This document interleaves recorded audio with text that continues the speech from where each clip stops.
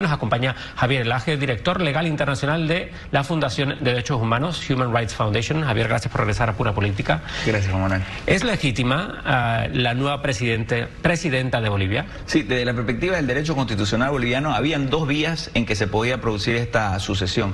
Una, si se tomaba en cuenta la renuncia específicamente, debe necesariamente ser aceptada por el Parlamento y allí no había mayoría de parte de la oposición. Sin embargo, al momento en que el presidente decide salir a México, es decir, no hay ninguna orden judicial pendiente contra el presidente todavía. Obviamente él teme que salga una orden judicial por el delito de fraude electoral, que es un delito penado en el Código Penal, en el Código Electoral boliviano, que tiene una pena de 6 años de cárcel.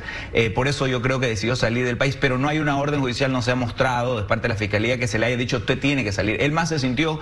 Bolivia ha tenido una estabilidad en los últimos años, pero ha sido una estabilidad de amenaza de la violencia permanente. Es decir, la manera en que el gobierno ha gobernado es a través de grupos de choque, que son movimientos sociales de distinto índole y con niveles importantes de violencia, es decir, que se usa dinamita, que se amenaza con usar. Muchos de estos grupos se le volcaron. La policía decidió amotinarse, los militares dijeron no vamos a hacer nada y estos grupos se le volcaron. Entonces el riesgo era real. Yo sí creo que lo podían matar, pero no lo iba a matar ningún policía ni ningún militar, lo iban a matar los ponchos rojos de Aymaras del altiplano, lo iban a matar los potosinos Pero a muchos nos puede recordar esta situación como, no sé si seguiste la crisis este verano en Puerto Rico, donde de repente hay un vacío de poder y hay un político que dice, bueno, me toca a mí ser gobernador, en este caso a la presidenta Áñez, porque esta senadora ni se ha presentado a una elección de presidenta, ni constitucionalmente le tocaba a ella asumir el poder. Para cerrar el punto, lo que ocurrió fue que esa es una manera a través de la renuncia. Cuando hay abandono del cargo, entonces ahí se activa automáticamente la sucesión constitucional al siguiente en rango dentro del Senado. La primera presidenta del Senado y el segundo vicepresidente del Senado renunciaron el mismo día que Evo. Yo creo que bajo la calentura del momento de su renuncia, él mandó la directriz, renunciemos todos a ver qué hacen esto. Y eso terminó facilitando que la oposición pueda asumir el poder de esa manera. Y al día siguiente el Tribunal Constitucional Plurinacional, el mismo que ilegalmente autorizó a Evo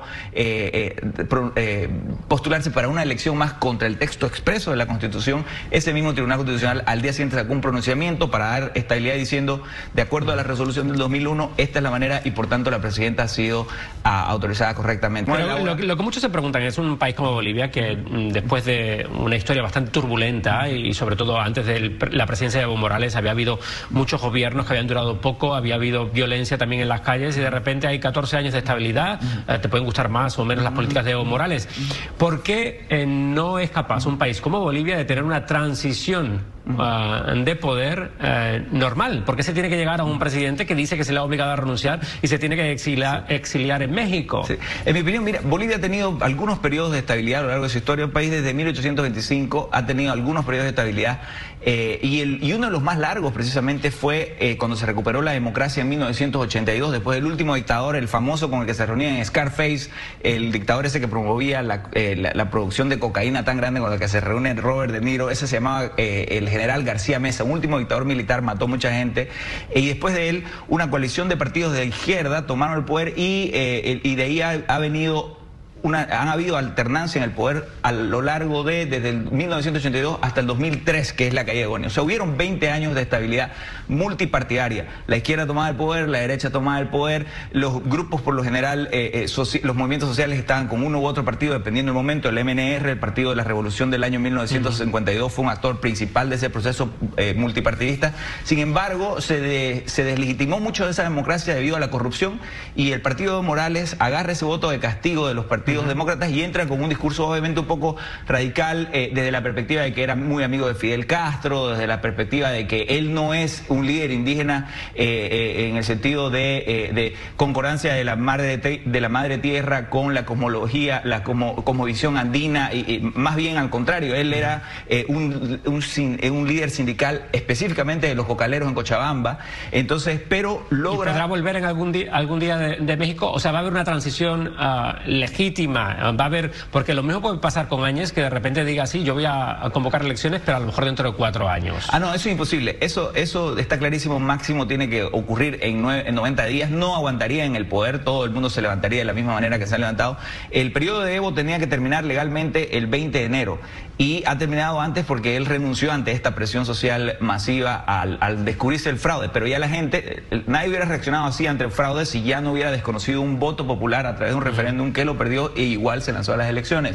Entonces, no hay posibilidades de que eso. La presidenta ha sido súper clara en relación a eso, es que a partir de que se va a llamar a elecciones lo antes posible, aunque sea por decreto. Si no hubiera, si digamos el resto del Parlamento no participa en que al llamamiento de elecciones, por decreto supremo se puede hacer. Lo que es importante es que se tiene que elegir un Tribunal Supremo Electoral, un órgano electoral se llama en Bolivia, que tenga la legitimidad de todos los actores políticos, comités cívicos, movimientos sociales, pueblos indígenas, de que las personas que se elijan son probas y van a administrar un proceso de manera proba. Hoy dijo la OEA que va a mandar observadores para estar seguro que el proceso sea probo. Eso se tiene que hacer a la brevedad posible y hasta ahora todo indica que ese es el propósito de este gobierno. No es un gobierno demasiado débil, es imposible que intenten ellos seguir sin esa legitimidad. Javier, muchísimas gracias por habernos acompañado en Pura Política. Gracias, Juan Manuel, por invitarme. Así terminamos esta edición de Pura Política. Como siempre, gracias por acompañarnos. Soy Juan Manuel Benítez. Hasta la próxima.